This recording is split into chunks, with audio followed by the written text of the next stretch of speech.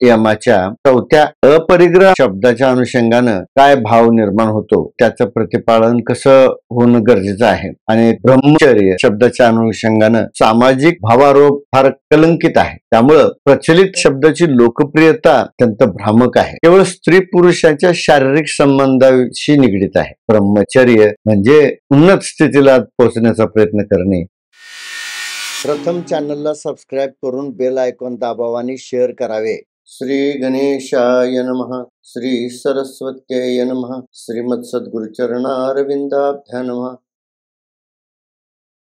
ध्येय संवर्धन आणि विज्ञानच्या चौथ्या प्रकरणामध्ये म्हणजे अष्टांग योगाचा पहिला अंग यम आपण पाहत आहोत। अहिंसा आणि तिसऱ्या व्हिडिओमध्ये आपण सत्य आणि अस्तेय दोन शब्दाच्या अनुषंगानं महर्षी पतंजलींना अभिप्रेत असलेल्या भावयुक्त शाब्दिक अर्थ आणि त्याच्या अनुषंगानं मनुष्याचं आचरण कोणत्या अंगाने होणं गरजेचं आहे हे मागच्या व्हिडिओमध्ये पाहिलेलं आहे। आता या व्हिडिओच्या माध्यमातून आपल्याला याच यमाच्या चौथ्या परिग्रह आणि पाचव्या म्हणजे ब्रह्मचर्य शब्दाच्या अनुषंगानं काय भावार्थ होतो, चौथ्या अपरिग्रह आणि त्याचं प्रतिपादन कसं होणं गरजेचं आहे त्याच्याविषयी आपल्याला या ठिकाणी संपूर्ण स्पष्टता आणि निसंदिग्ध विवरण जाणून घेण्याचा प्रयत्न या ठिकाणी करूया।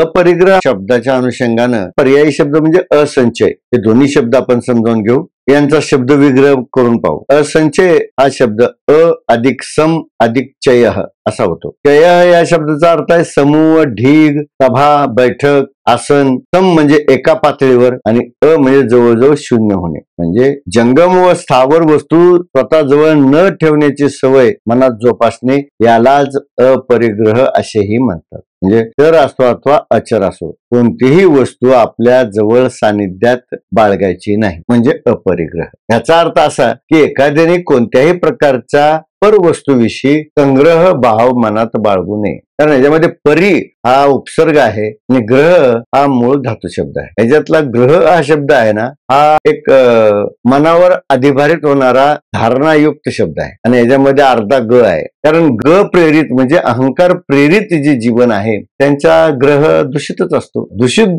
ग्रह जर असेल तर तो परिग्रह होतो, पण अपरिग्रह म्हणजे हा परिग्रहपणा शून्य होणे। एकनाथ महाराज असंचय वृत्तीची विस्तृत व्याख्या सांगतात की इहलोकी संग्रह करून नेणे जाणे दैवाधीन देहाचे जिने स्वर्ग सुख भोगा कारणे नाही संग्रहणे पुण्याते पुण्ये स्वर्ग भोग प्राप्ती पुण्ये क्षये होय पुनरावृत्ती जेने क्षयो पावे पुण्य संपत्ती तेन संचिती निज भक्त या नावगा असंचयो।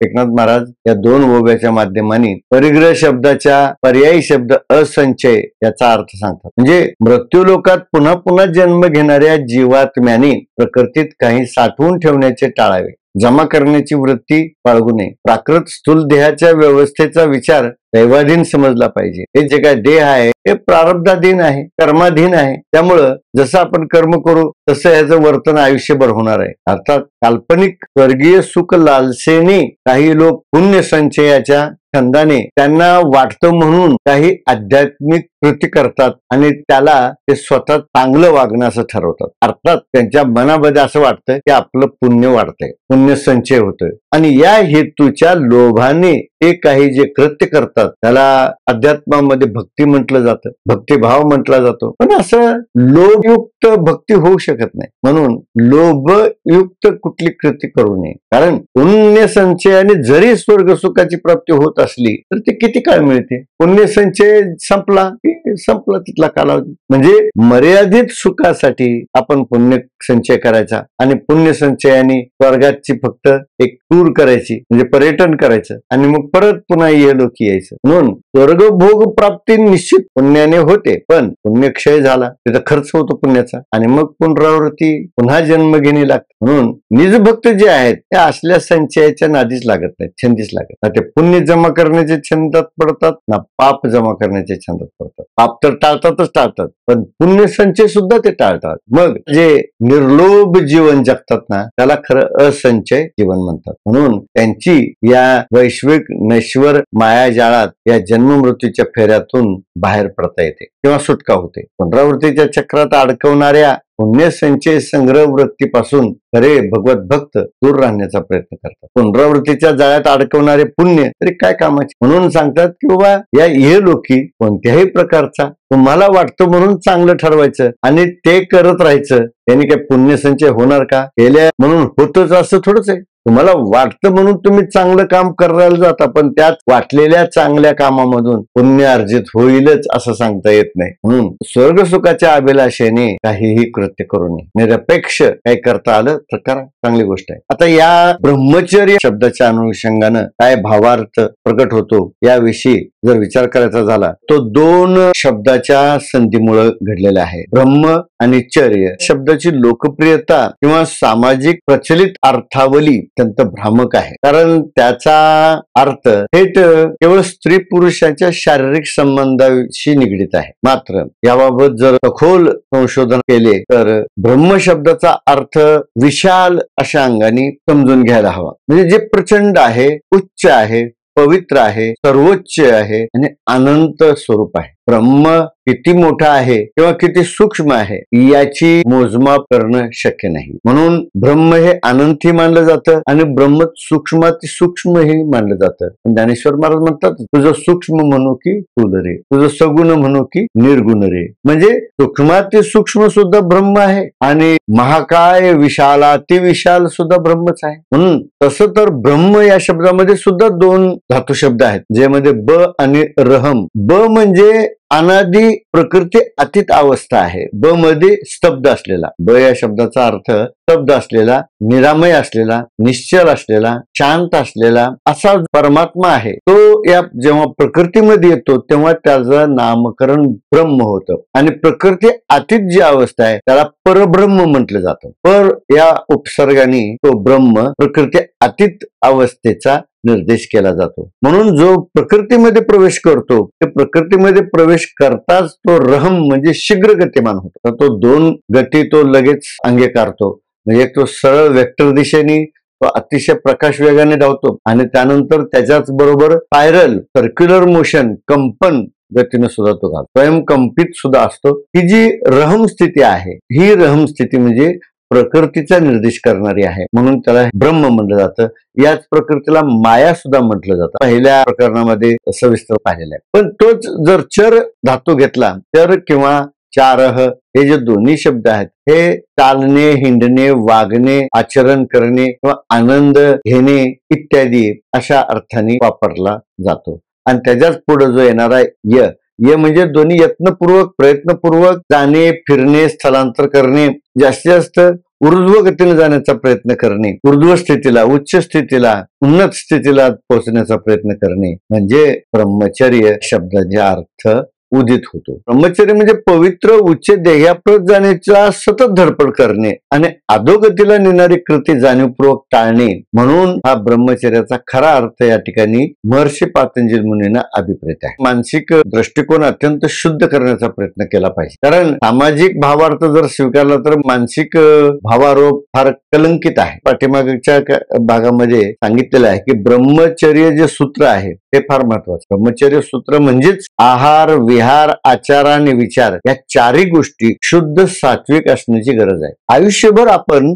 चतुरंग वागत असतो. आता चतुरंग वागणं म्हणजे काय? आहार हा वागण्याचा आपल्याला भाग पडतो, वर्तनाचा आपल्याला भाग पडतो. पण जे काय आपण जे करतो कशासाठी करतो? पोटासाठी करतो, म्हणजे पोट भरण्यासाठी करतो. जे काय आपण जन्मल्यापासून मरेपर्यंत किंवा सकाळपासून संध्याकाळपर्यंत जे काय आपली धडपड चाललेली असते ते कशासाठी असते? पोट भरण्यासाठी. म्हणजे आहार स्वीकारणं, घेणं, इंटेक ग्रहण करणं अर्थात फक्त तोंडानेच ग्रहण केलं जातं का असं नाहीये. पंच ज्ञानेंद्रिय आपल्या आपल्या विषयाचं ग्रहण करतात. म्हणजे डोळे चित्र ग्रहण करतात, देखावा ग्रहण करतात, दृश्य ग्रहण करतात, कान ध्वनी ग्रहण करतात, नाक गंध ग्रहण करतो, त्वचा स्पर्श ग्रहण करते, असं जे ग्रहण केलं जातं ह्या सगळा आहार या व्याख्येच्या मध्ये स्पष्ट होतं.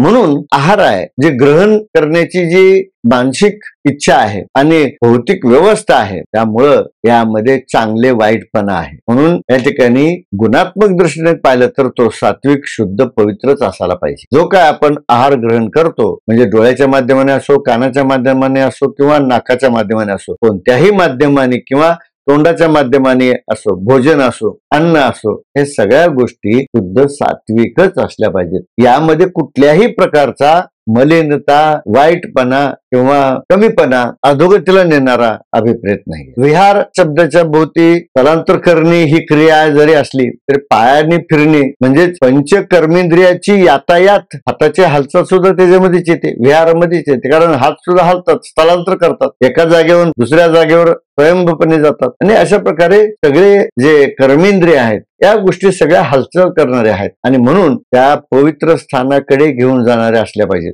पवित्राती पवित्र स्थितीकडे घेऊन जाणारे असल्या पाहिजेत. आणि आचार या शब्दाच्या अनुषंगाने सुद्धा दैनिक काम जो स्वभावता इंद्रियांचं वर्तन पाहिलं जातं ते अर्थातच मानसिक असतं. म्हणून सात्विक प्रेरणेने प्रेरित असावे लागते सुद्धा. म्हणजे मन सुद्धा सात्विक असलं पाहिजे. मन सात्विक असेल तर इंद्रियाचं वर्तन सात्विक आपोआपच होतं आणि दैनिक कामकाज जे आहे हे स्वतः स्वभावता सात्विक होतं. आणि चौथं म्हणजे बौद्धिक दृष्टिकोनातून विचार करणे, अर्थात ही मन बुद्धीची संयुक्त योग्यायोगी ठरवण्याची प्रक्रिया आहे. म्हणून बौद्धिक चिंतन सुद्धा शुद्ध सदाचारी व्यक्ती होण्यासाठी सतत आत्ममुखी राहावे लागते आणि शुद्ध सदाचारी आचरण असावे लागते. आहार विहार या दोन शब्दाचा जर सखोल परत विचार केला तर यामध्ये सुद्धा हर धातू आहे आणि त्याला आ हा उपसर्ग लागल्यामुळं आणि वी हा उपसर्ग लागल्यामुळं दोन शब्द तयार होतात. हर म्हणजेच हर या शब्दाचा अर्थ शिवासारखं, हर हा पर्यायी शब्द शिवासाठी आहे. म्हणून शिवासारखे पवित्र राहणे, जीवन जगणे, ध्यानमग्न स्थितीमध्ये मेडिटेशन करणे, समाधी अवस्था उपभोगणे. हर या शब्दाचा अर्थ आहे पकडणे, वाहून नेणे, काढणे, पकडून घेऊन जाणे किंवा बाहेर काढणे. परंतु त्याला आ हा उपसर्ग लागल्यामुळं आहार शब्द तयार होतो. या आ उपसर्गाच्या सर्व बाजूने किंवा सर्वांगाने असा अर्थ होतो. याचा अर्थ पाचेंद्रियाद्वारे सात्विक पवित्रांना सेवावे म्हणजे माणसाने केवळ योग्य सात्विक आहाराचा अवलंब करावा. कारण आहाराने शरीरात शक्तीचा उद्भव होऊन शक्ती चेतना संचारित होते. जसे शिवांगावर शक्ती संचार झाला आणि शिवशक्ती समावेशनाने प्रकृती घडली, तद्वत शुद्ध पवित्र आहाराने शरीर सुदृढ निरोगी होऊ शकते. आता वि उपसर्गाचा अर्थ भौतिक विषयात भटकणे, चालणे, जाणे असा होतो. प्रथम ध्येय निश्चित होणं गरजेचं असतं. कारण वि उपसर्गाने जो विहार शब्द तयार होतो याचा अर्थ ध्येय जर निश्चित नसेल तर कोणीकडे स्वैर भटकणं होतं आणि स्वैर भटकणं शास्त्राला मान्य नाही. विषयाची अशुद्धता दूर करून मन शुद्ध उच्च पवित्र स्थानी जाण्याची पायानं सवय लावणे. आध्यात्मिक दृष्टीने सर्वोच्च ध्येय पवित्र स्थान म्हणजे वैकुंठ.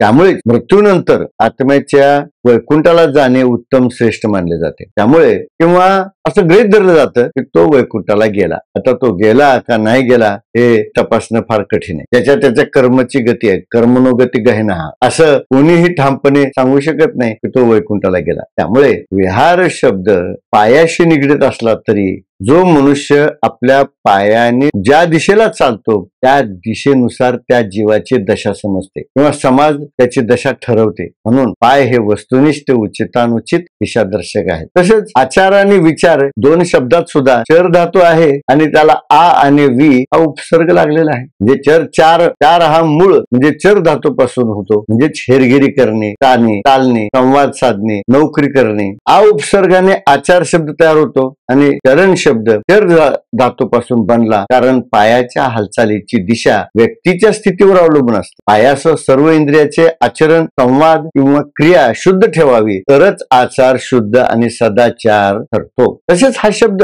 भौतिक शरीराच्या स्वाभाविक वर्तनाचे वर्णन करतो. म्हणून आता वि उपसर्गाने विचार शब्द होतो. म्हणजेच विचार करताना म्हणजे काय, कसे, कधी, किती हे चार प्रश्न मनाला विचारावे की आपण काय करायचं, कसं करायचं, कधी करायचं आणि किती करायचं. जे काय आपल्याला कृत्य करायचंय, जे काय आपल्याला क्रिया करायची आहे, जे काय आपल्याला कर्म करायचे, हे कर्म करण्यापूर्वी हे चार प्रश्न मनुष्याने मनाला विचारावे, मन त्याची उत्तर देतं. मन जेव्हा प्रत्युत्तराची योग्य अयोग्य निवड बुद्धीच्या साह्यानं करतच. म्हणून बौद्धिक हुशारीने योग्य आणि हिताहित जाणून हिताच्या गोष्टीचा अवलंब करावा आणि निवड करावी. कारण योग्यायोग्य निवडण्याचा पर्याय केवळ मन बुद्धीत असतो. योग्य विचारामुळे आपले आचरण, विहार आणि आहार सारे शुद्ध होतात. म्हणून हा शब्द सूक्ष्मदेही मन बुद्धीला सूचित करतो. चारही अंगाची शुद्धी कशी होणार याचा सतत विचार करायला हवा. कारण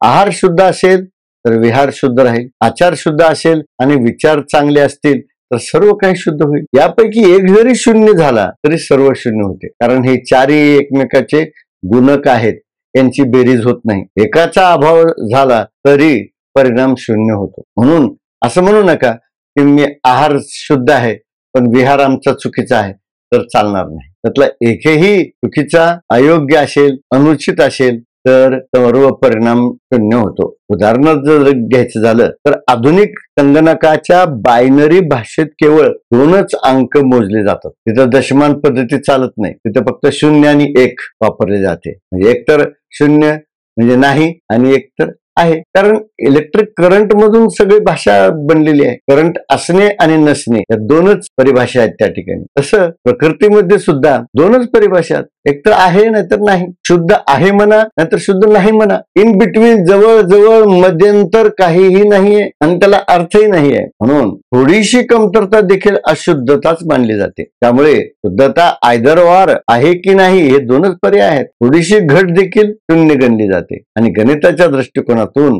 हे ब्रह्मचर्य सूत्र कायम लक्षात ठेवावे. ते कंसामध्ये मी दिलेले आहे. आहार, विहार, आचार आणि विचार हे गुणक मध्ये आहेत, गुणाकारामध्ये आहेत. म्हणून यांचा गुणाकार म्हणजेच शुद्ध सात्विक ब्रह्मचर्य. आणि शुद्ध सात्विक ब्रह्मचर्य प्रकट होण्यासाठी हे चारही शुद्ध असावे लागतात, नाहीतर शून्यच. इथे ब्रह्मशब्द स्वला कारणांग सूचित करतो. विचार मनाची सूक्ष्मदेही हालचाल दर्शवतो आणि ये शब्द भौतिक शरीराच्या स्थूल क्रियेची हालचाल दर्शवतो. जेव्हा हे स्थूल शरीर, सूक्ष्मांगी मन बुद्धी आत्ममग्न होतात तेव्हा तेच शुद्ध आचरण खरे ब्रह्मचर्य मानले जाते. अर्थात कोणीही व्यभिचार करू नये. परपुरुषाची किंवा परस्त्रीची किंवा परधनाची लालसा मनुष्याने निंदनीय कृत्य जाणीवपूर्वक टाळले पाहिजे. एखाद्या व्यक्तीचे स्वयं दिग्दर्शित भौतिक वस्तू केंद्रित वर्तन व्यभिचार मानले पाहिजे. म्हणून एकालाच ब्रह्मचारी मानावे जो इंद्रिय इच्छाचा पूर्ण त्याग करतो आणि आत्माभिमुख होऊन नियंत्रण करतो. म्हणजे जो इंद्रिय जित असतो, इंद्रियाला स्वैर सोडत नाही. स्वैरपणा म्हणजे स्वातंत्र्य नाही आहे. स्वैरपणा म्हणजे फार लवकरात लवकर तुम्ही बंदीखान्यात जाणार एवढं लक्षात ठेवा. या अर्थाने एकनाथ महाराज म्हणतात, सामाजिक दृष्टीने ब्रह्मचर्य समजून घ्यायचे झाले तर आश्रम धर्माचे पालन शास्त्राधाराने यथोचित होणे गरजेचे आहे. ब्रह्मचर्य ऐसे एथ जैसे आश्रम प्रयुक्त बोलिले शास्त्री यथोचित तेची निश्चित करावे. शास्त्रानुसार आश्रम धर्म कर्माचे विहिताविहित आचरण बुद्धीने ठरवावे. याचा अर्थ असा की मासिक पाळीनंतर केवळ संतती हेतूने धर्ममान्य स्वपत्नीशी रत झाला तरी तो ब्रह्मचारी मानला जातो. धर्मप्रेरित काम सुद्धा ब्रह्मचर्य बाधक होत नाही. व्यभिचाराला काही मर्यादा नाही. म्हणून महर्षी पतंजली सुद्धा आपल्या योग सूत्रात हेच सांगतात, ब्रह्मचर्य प्रतिष्ठायाम वीर्य लाभ.